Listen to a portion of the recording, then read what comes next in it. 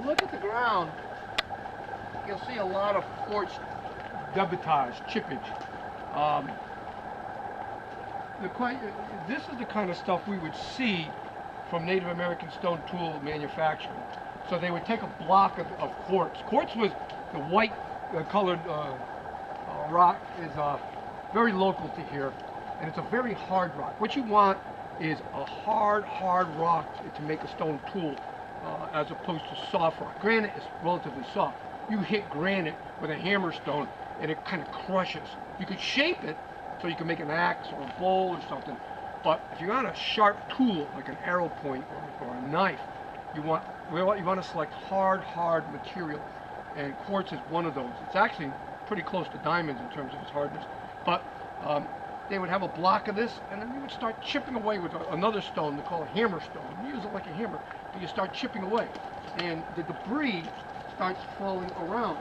Now, and as a result, you get, for every stone point you get, you would get piles of it. And if you had a group of hunters who were in the area working, napping, repairing their tools, you'd get a distribution like this. Now, this is on the surface. If it were really old, it would, most likely by now have been covered over. Unless, of course, there's something in terms of erosion here. So, one of the things that could be done here at some point is an investigation. The reason I say that is because we have people that make stone tools. So, somebody could have come here and just started smacking them for a long time.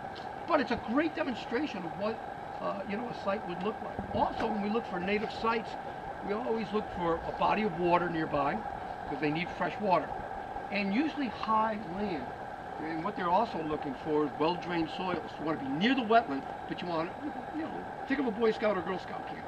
You don't camp in the wetland, but you camp close to the wetland. And so you select the well-drained soils. And terraces, like you see behind this stone wall, are often very nice to set up a couple of wigwams, in flat area, elevated, they get a view of the surrounding area, but it keeps them dry up there too, and they would set their wigwams. So we look for elevated, well-drained soils, flat topography as much as possible. We're the only ones that build our wigwams on slopes because we have the technology to do that. But they're basically looking at it in terms of flat areas. So we can kind of look at a land and indicate, kind of the sensitivity. If we don't have information, it might in fact have an archaeological site because of that.